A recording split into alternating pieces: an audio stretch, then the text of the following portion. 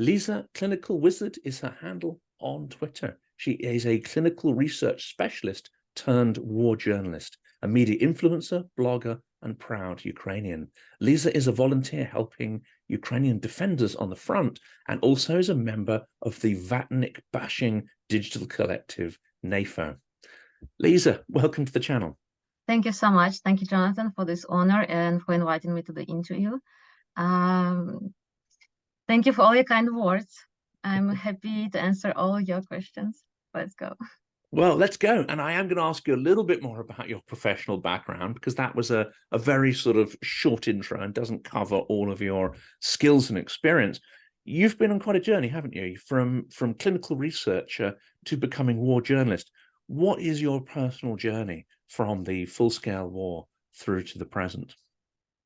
It's a really good question. Thank you. In January 2022, I decided to change my life, to quit my job in clinical research and to do more blogging about clinical research in English and run my own YouTube channel and also write a lot about clinical research on Instagram. I was not going to develop my Twitter to work on it at all before the full-scale invasion. This is how I was going to earn money, because clinical research is such an industry which where you have a very high workload. You work a day and night and on weekends, and all the evenings you write your reports. Also, you travel a lot. Every week you travel to some hospital in Ukraine. I was a clinical monitor. It's like internal auditor who goes and checks hospitals. And we read a lot of documentation, medical charts, inpatient, outpatient ones, and we make sure that the clinical trial or study goes according to the protocol, to good clinical practice, international standard, and that the safety, well-being of the patients are being followed, and also data integrity. And this is a very complex process. So we do a lot of stuff on site at the hospital. Then we go back home and we write report. And in the meantime, we extinguish many small and big fires, because something always happens, like temperature deviation in the fridge where the drug is being stored. And it's just one example of many other fires which might appear. And that was so exhausting. And I liked that work very much. But I just found myself in a state of burnout and also depression. And depression started because of my family reasons. And I just decided to change everything. I got divorced, I quit my job, and I decided to start a new life in January 2022. And in 1 month, the full-scale invasion began. And I realized that I need to put aside all my dreams about blogging, clinical research blogging, and do everything I can for the victory and for my country. Volunteer, and even I stopped thinking about earning money, and I started living on my savings. I just forgot about everything, my dreams, my ambitions, just war, war, war. And this is how I joined the Territorial Defense Forces as a press officer. They just invited me, and at that time, nobody cared whether you have journalistic education or degree. They just knew that I do blogging, I have good English, I studied abroad, and it was more than enough for the people who invited me. It was really great. Journalism seemed much easier, turned out to be much easier than clinical research. And taking and giving interviews and editing videos and making great content about my country turned out to be a very easy thing to me. So this is how I got into war journalism, and I got accreditation quite early, and I started covering atrocities which Russian so-called army was doing in Kyiv region. Destructions, war crimes, everything, human stories, military stories, civilian, everything and everyone. I just wanted to shout out loud to the world about our war, that guys to the West, come on, we're being killed here. They literally kill us, beautiful, peaceful nation, which did not invade anyone, did not attack any country. We were living our beautiful, peaceful, we had war in the East, but overall in Ukraine, we had a beautiful and peaceful life at that moment.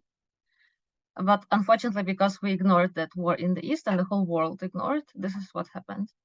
The full-scale invasion came to our country. And of course, some people many people didn't want to believe the war was going to happen. I suspect that many people in the government didn't want to believe it as well.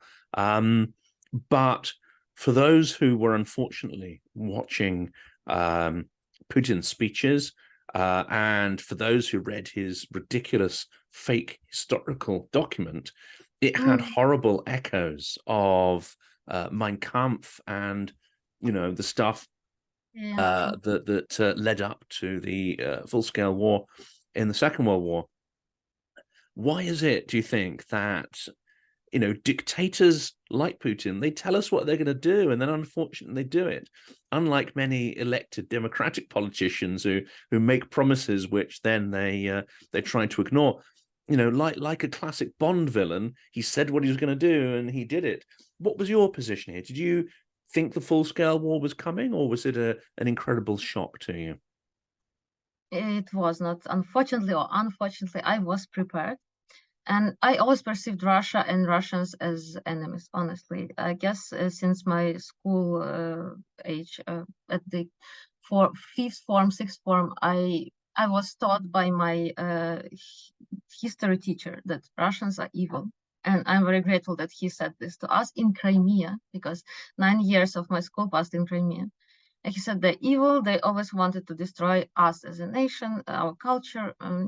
So I was prepared, and there were rumors about war starting from summer 2021. In summer 2021, I did not believe. I was in denial, like many other people. But closer to December, I started feeling that something serious is going on. I was reading news.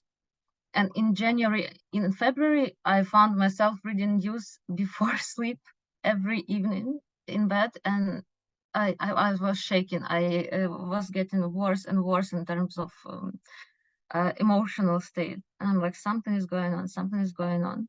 At some point internally, I realized that this is serious and war is going to happen. We did not know at which scale, where will they go, where the Russian troops will invade, which regions of Ukraine, which I just realized that this is going to happen. And 2 weeks before the full-scale invasion, I asked myself, who am I? Who will I be in this war? What will be my role?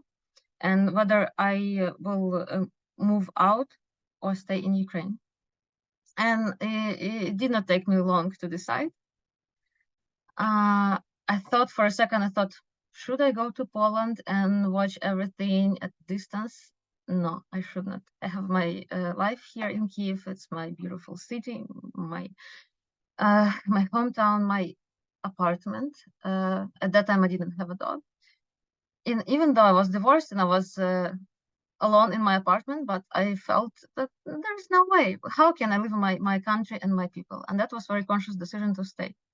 Last weeks at work, before quitting work, because it was planned, when I was handing over all my responsibilities and all my hospitals to other people, I was telling everyone, war is going to happen. Enjoy your last peaceful days. Maybe make some arrangements. Think of the war. Who will you be? And I also wanted my dream, but I guess it comes from movies. I wanted to be a combat medic and a nurse at some military hospital. And I imagined that this war will be like something like Second World War, that there will be front and rear, and in the rear we'll be able to treat soldiers calmly, peacefully, and it will not be bombed. It's like hospitals will not be bombed, not with Russians. And we had no idea what the modern war is like now with missiles and drones and everything. So I decided to stay, and many people were moving, and I was shocked. The biggest shock to me was that how many people were moving. But now I understand that everyone has the right to react. Every nervous system is different. Every person reacts differently to stress, and some people just cannot bear it. It's so scary to them. It's just, I realize that I'm so bold and fearless, but not everyone is like me. So yes, I stayed, and I was looking for many ways to volunteer. I went to trainings to first aid for civilians in hostile environment, under attack, in the city, in war. I also encouraged many other people to go and get trained, and also basic training with guns, shooting and stuff. I attended it from Azov Battalion. I guess they were organizing a lot of different trainings. So I was well trained, and that's why I guess I managed to save 2 lives at Kyiv TV Tower when we got under the missile attack. So yes, this is it. I chose my country, and I've never regretted it. I've now spoken to many dozens of Ukrainians, and I think, like many people who support Ukraine, we did not have a strong impression of what Ukrainian identity is, personality, character, and how it differed really from Russia. And now, of course, many of us have a much clearer idea.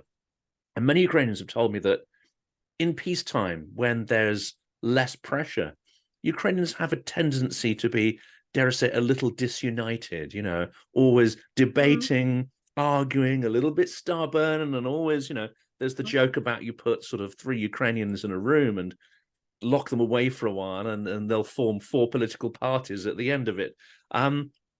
But what people have also said is the character under pressure, like a diamond, sort of really coalesces and people start cooperating. It sounds like your story is similar to that. Did you, in fact, find it psychologically easier once the war had started and you knew you had to do something than that period of sort of waiting and anticipating, but not knowing when it was going to happen? Let me think. Yes, you were right about Ukrainians. It's a national feature to fight internally. But we're like a big family where members love each other, but they disagree at many points. And they fight internally, but when there is some enemy coming from outside, we stand still, we stand strong, and we would kill for each other. This is the thing. Very interesting, very hard to explain. You just need to be part of the society to understand and to feel it with your own body. I was very surprised how united we got, because but this feature, to me, you know, it's a sign of our democracy, that everyone has a right to say what she wants and to be what she wants, and just to express themselves the way we want. And we are so free, we can go to Central Square and say, I don't like Zelenskyy, he's a bad president, and you will not be arrested if you just say it. If you will not attack someone, you know, or distract something, they will not call the police. They might think that, well, we're a free country, we're free to say whatever we want. And that's why we fight so much, because we have different opinions and we all are different. But gosh, I could not have imagined that we will get so united, that people who are not afraid of shellings, they will stay here and they will volunteer like crazy day and night without sleep. And they would give last shirt, last boots, whatever last they have, last food to other people who are going to join army, who were already serving at territorial defense forces. They would just give their last things. It was really hard to be in this suspense and not to know what's going to happen. But I just realized that it will not get better if I move out, if I flee the country, if I move to some safer place, that I will feel even worse. And also, most of Ukrainians are crazy about property. And this is also a national feature. I have been working so hard for 10 years of my life to earn money to buy my apartment, to have my box, my own beautiful box place to live in. And I'm like, I'm not giving this beauty to Russians. They need to kill me first to take my flat. This is the attitude. So I bought big axe. Probably you've seen that axe video. And John Sweeney calls me axe lady since that. When he saw that video, it became viral. I was singing Ukrainian song, Prytula Ksenia, and holding this axe and saying, there are rumors that orcs will enter our city, beautiful city, Kyiv, and they will be walking down our streets. But if they enter, it won't be for long. We'll make a fire, we'll burn them and make nice barbecue. Glory, and then I say, glory to Ukraine, glory to Ukrainian armed forces. And thank God they didn't enter, but unfortunately, people from Bucha, Irpin, Hostomel, and all the cities in Kyiv outskirts paid very high price. They just kind of sacrificed their lives for us to be alive and safe, and we'll never forgive Russians that, and we'll never forget that. And of course, in your professional capacity, your new professional capacity, you have traveled to some of these regions. You have seen at first hand the impact of missile strikes. You have seen the aftermath of the genocidal approach of the Russian army. I know it's difficult to talk about, but could you describe some of those impressions you've got from visiting these areas and being close to the front lines? I would like to know what were my impressions. How did I react first when I saw the Yeah, victims? your The results. experiences, personal anecdotes, impressions, stories, anything that gives people a real idea of how it was. Our psyche has very interesting quality to defend itself, no matter whatever, in different circumstances, under pressure, in wartime, in the darkest times. Our psychic defends itself in order not to be destroyed. So this happened to my psychic. I got in such a kind of frozen mode, which says, I don't care, I'll not cry. I will not take it close to my heart. I'll become a soldier, strong one, and I'll fight. And if needed, I will kill Russian soldiers to prevent them from killing our civilians. This was my attitude, and I guess it has not changed since then.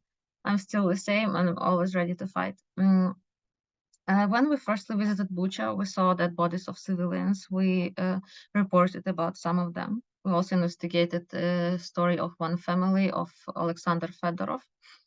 He was a builder from Berdychev, Zhytomyrska Oblast, and he went there just to work to Bucha, and he had his employer in Bucha. And we found him dead, unfortunately. Then he was taken by by medics, by someone to the mortuary, and his mom lost the track and lost the body, and we called his mom in a couple of days, and she says, I want to bury him, but I cannot find him. So we helped her find. It was together with John Sweeney. We investigated this case and also interviewed Alexander Fedorov's mom. It was very painful, but I just could not cry. I saw his dead body. I saw he was shot on his forehead, just like this, because he went out of the house to find some water. He and another guy, they were hiding in the basement from Russian army, and they became very thirsty and just went upstairs to find water, and Russian soldiers just killed them for fun, for nothing. I don't even think that these two guys resisted somehow or attacked Russian soldiers. They just got out of the house. And there are so many painful stories like this. When I saw all these atrocities, I just thought that this cannot be forgiven. These are all war crimes, and they are against the rules of war, Geneva Convention. They're against they are against humanity, against anything, all the values that we've been building for so many years after the Second World War. The UN, the European Union, and many other organizations. We decided that we don't want to fight. We don't want to have big war. We want to develop, grow as countries. We want to cooperate. We want to trade different things between each other. We want to travel and have normal, good quality, peaceful life, right? This is what most of the countries of the Europe decided for themselves, and also the US, that no more big wars. But seems like Russia has these imperialistic ambitions and just doesn't get it. Russia always wants to be in a state of war because this is their culture, attitude, society. They bring up children this way, and they teach them how to kill and how to die. It's a big honor to die in war.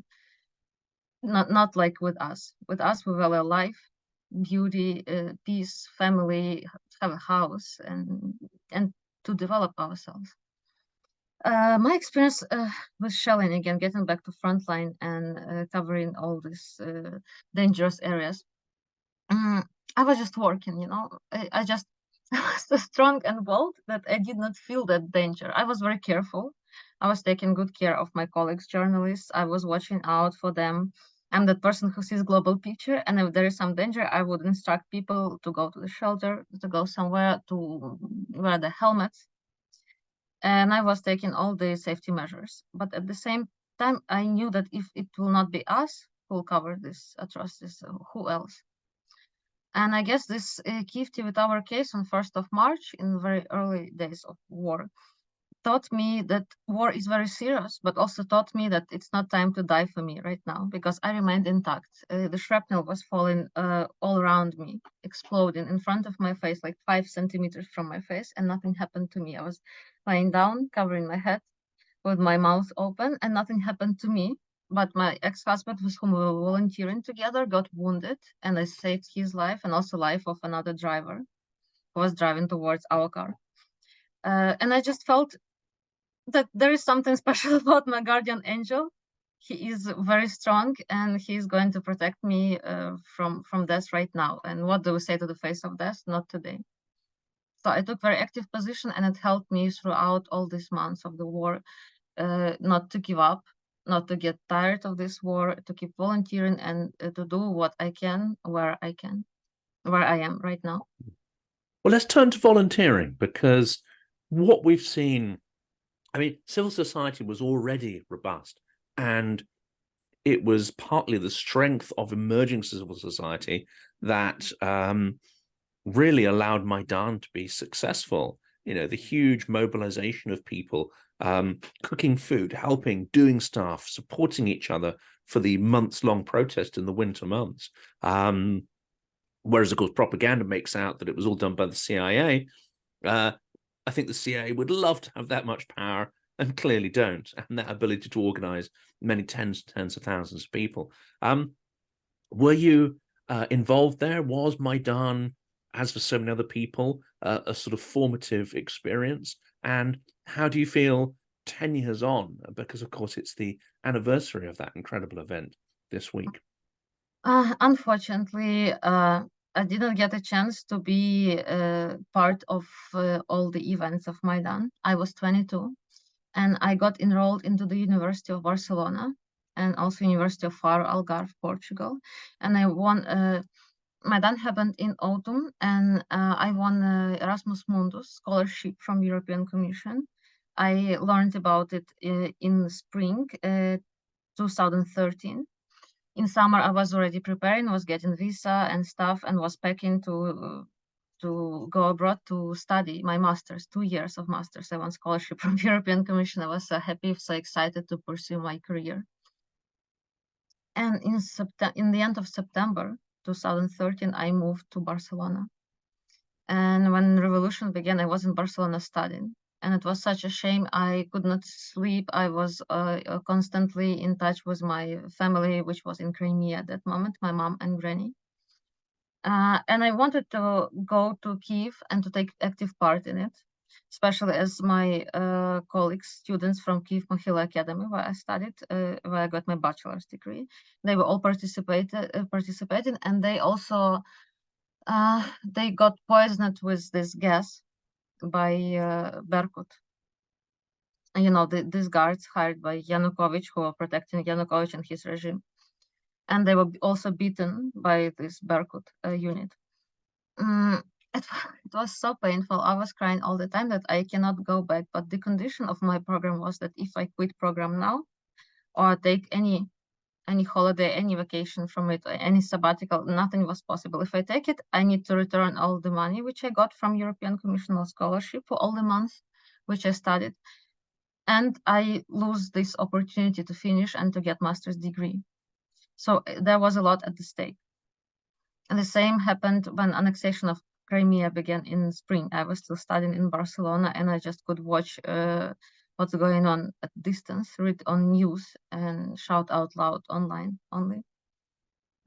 This was a huge shame, but what I think maybe my psychic was not ready for that at the age of 22.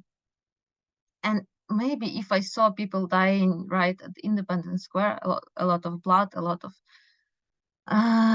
of crimes happening against peaceful civilians, protesters, maybe I would lose faith at some point. Maybe I would break. And it did not happen because I did not see it for real. I just saw it on news. And I saw how strong my nation is, how strong is our resistance, and our will to be free from any dictatorship, from any regime which is not democratic. Did it maybe? I mean, maybe that not being the country for that, maybe that influenced you to stay in the full-scale invasion. Yeah. Because I already had these values, same as Maidan values and as values of all the free people of Ukraine. And I knew what's waiting for me if I stay, that I might die, I might get injured. And at the age of 31, 32, I was ready to do that because I saw this great example of people who died at the Independence Square for our freedom. And so yes, yeah, it also studying abroad and working abroad in Poland, third year of my stay abroad, made me finally understand who I am, that I'm Ukrainian and my place is here, I belong here, and there are many more opportunities for me in my home country than elsewhere, abroad, in the EU, in the US, and I want to live here. So I came back in 2016, and abroad, all the countries over the seas influenced me in such a way that I love Ukraine more.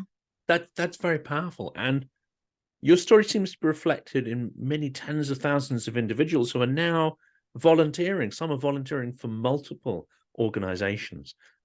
So could you describe this kind of renaissance of the volunteer society in Ukraine? What are you involved in? What are your friends involved in? What are the important causes that people are contributing their time and energy to? Great question, thank you. We have multiple charities. And we divide them into two big groups: charities which support military and buy them weapons, equipment, everything to win, and charities which support civilians. And also there is tactical medicine charities which also support both military and civilians, because both of them get wounded all the time, especially in certain regions of Ukraine. So what do I currently do? I run my own startup, Ukraine Connect. It's civilian fixing for foreigners in Kyiv.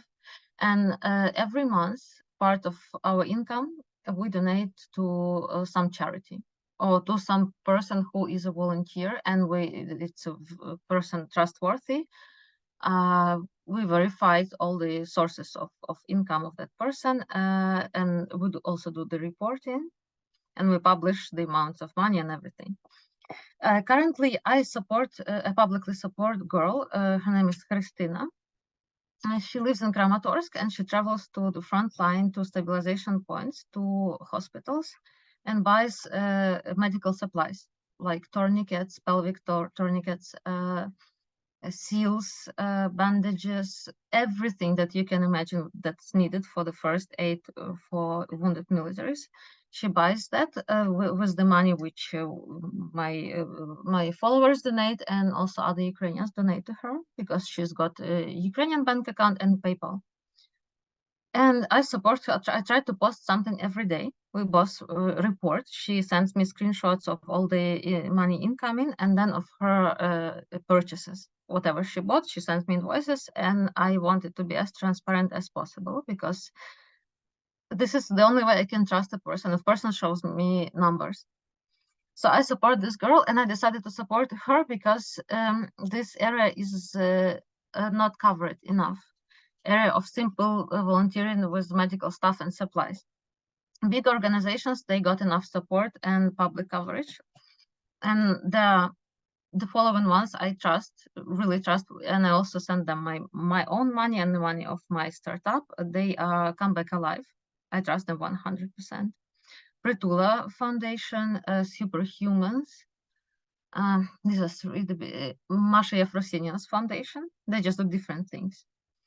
And I tend to send most of my money and money of my business for the military equipment, because this is important. If we don't support our soldiers, our civilians will not be alive, because everything is directly connected. If you save military lives, you save civilian lives, and every soldier is someone in his or her peaceful civilian life. And not everyone is trained military, and even if our militaries, they're our angels, they're our gods, and we respect them so much. We stopped believing in God here in Ukraine. We only believe in our United Forces of Defense. Now we call them this way. So yes, and volunteering, big volunteering movement. I also did not expect that this will happen. People will just quit their jobs and start volunteering and doing things for free, not only for weeks, but for months and for years, as we see now. And that people would buy stuff and equipment with their own money, and they would give the last thing they have to our military just to win. This is something we discovered in our society and in our nation, and it was a surprise to us, and it's so, so beautiful. I don't want us to lose it in the nearest years, and also after the victory during the rebuilding and recovery of our country. And that's absolutely fantastic. And I've got interviews coming up also with foreign volunteers. And when I came over to do the event in Lviv, there were lots of foreign volunteers from various countries, UK, Netherlands, and many others who were there. But you also mentioned Superhumans. Superhumans is another extraordinary effort and really symbolizes, I think, the Ukrainian spirit of not just humanity and helping each other and treating each life as being precious. It's also an incredible organizational effort as well. I was lucky enough to be showed around the facility by Olga Rudenko, who is the director. Olga And Rudnova. sorry, Olga Rudnova. yes, that's right. I'll check it. Yes, so I was lucky enough to be shown around the facility by Olga Rudnova, who is so full of passion and energy, and obviously is an incredible expert at what she does.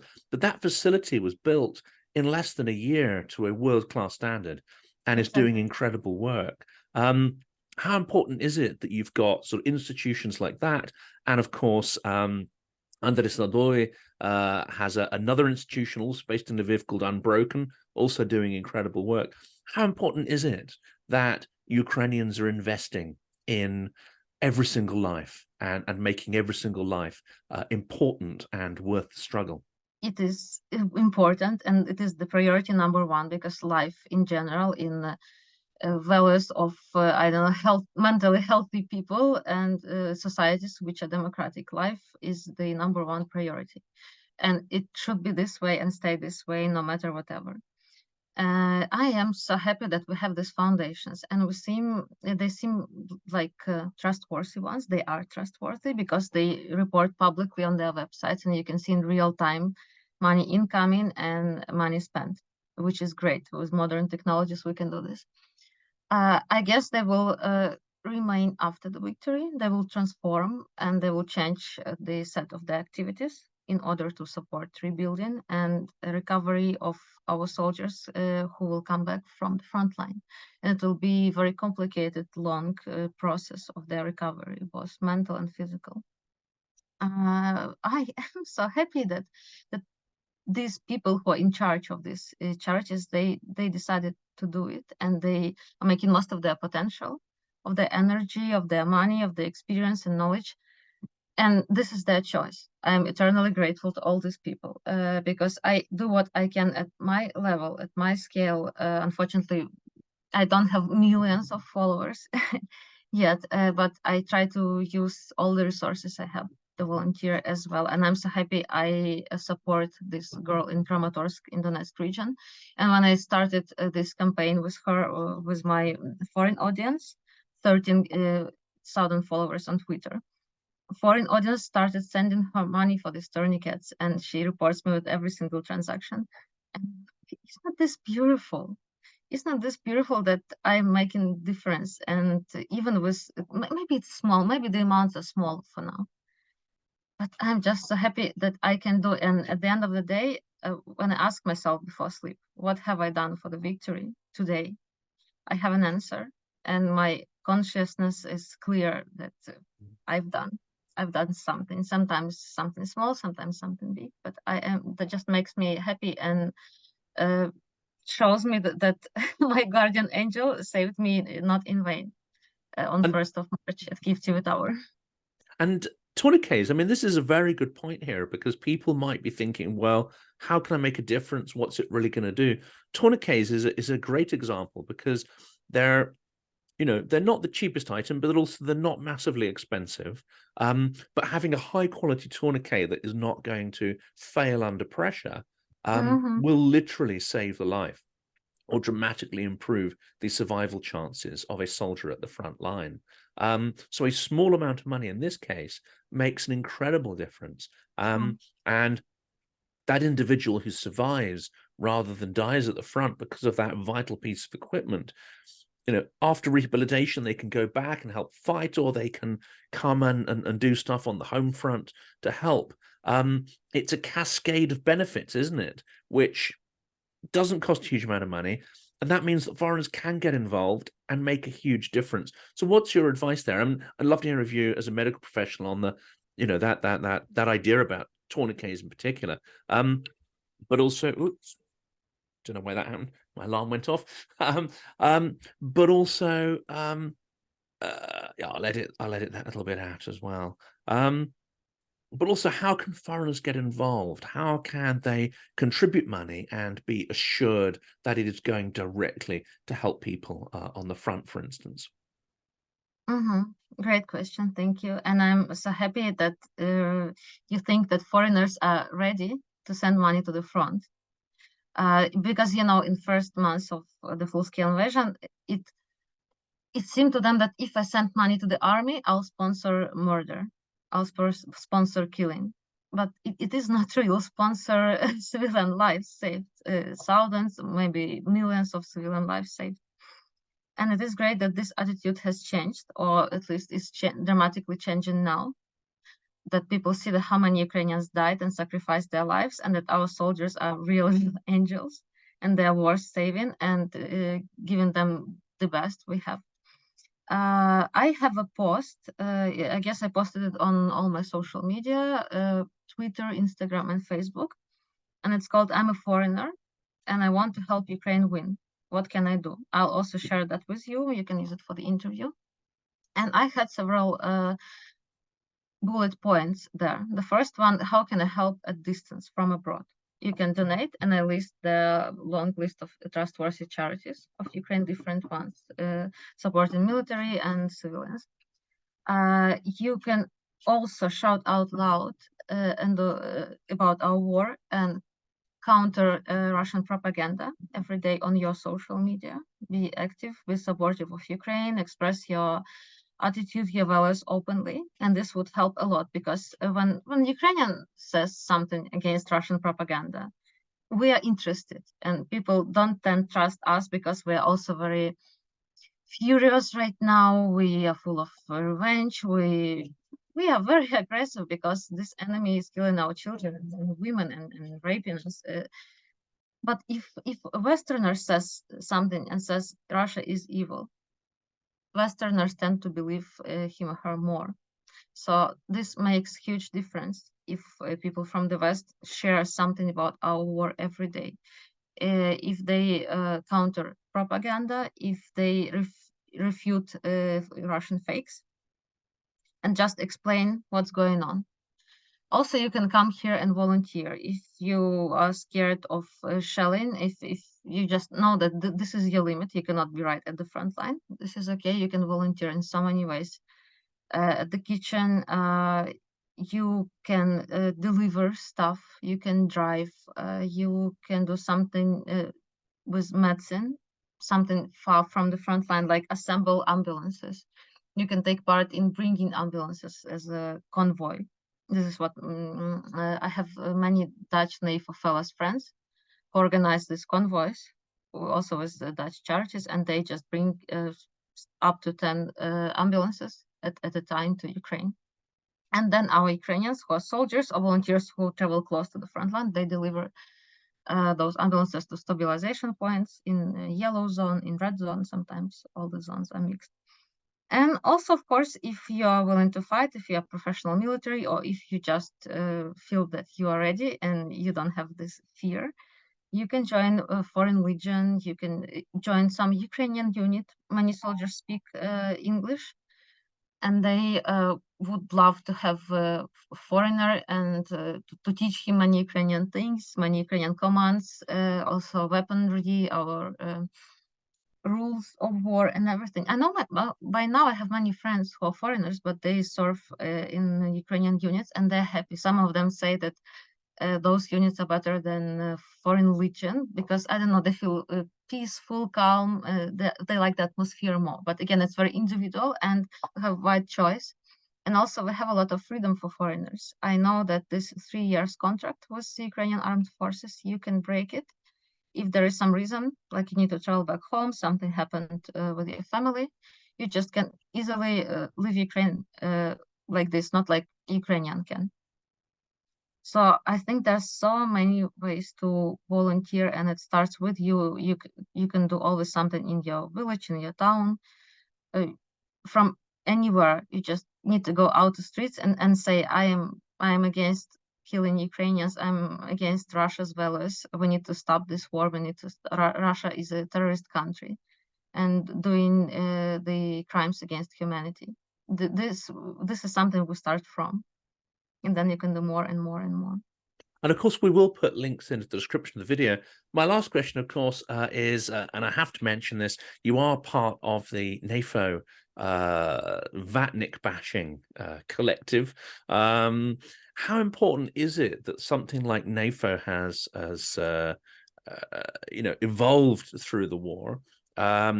And of course, it's become quite an important fundraising vehicle as well. So you have the 69th Sniffing Brigade, and you have, various vehicles and causes that are supported.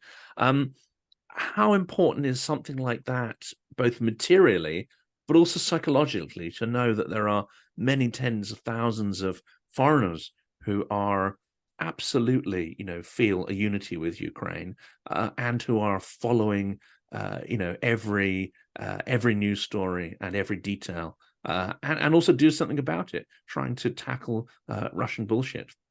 There is one small mistake in it. I am not officially part of a Nafo community. I have many friends with whom I closely cooperate, and we help each other. We repost, we retweet tweets of each other. And yes, many Nafo fellows are the volunteers with whom I cooperate, and they are also clients of my business, Ukraine Connect. This is how it works. Speaking of Nafo, I'm so grateful that there is such a community, and it appeared kind of out of nowhere during the full-scale invasion, just to counter Russian propaganda.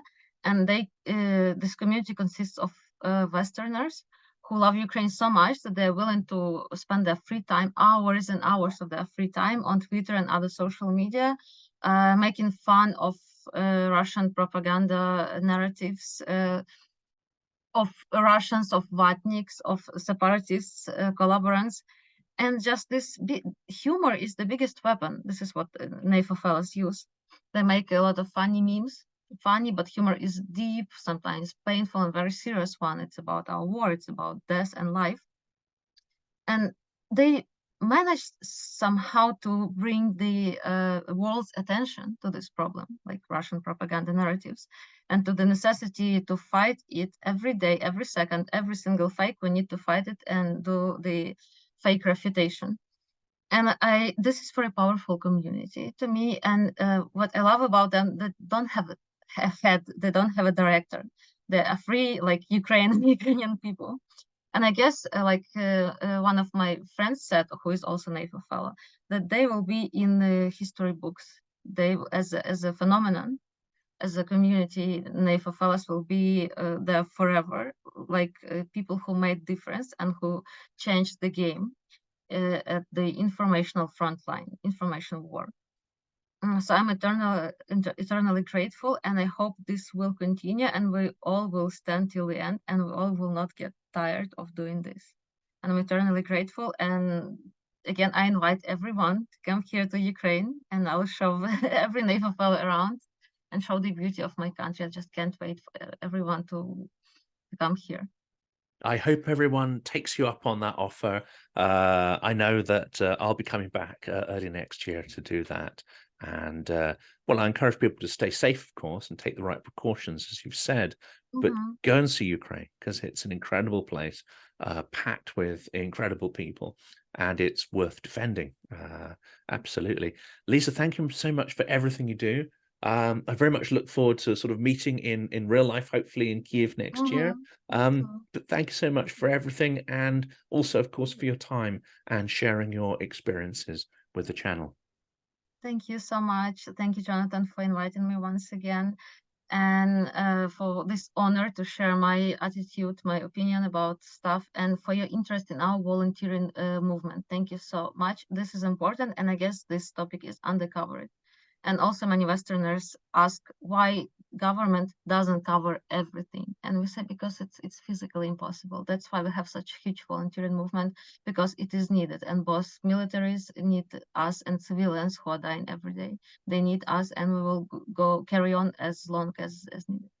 Thank you so much. I'm looking forward to meeting you in person and your community. Thank you, and Slava Ukraini. Glory to heroes, Slava Heroям.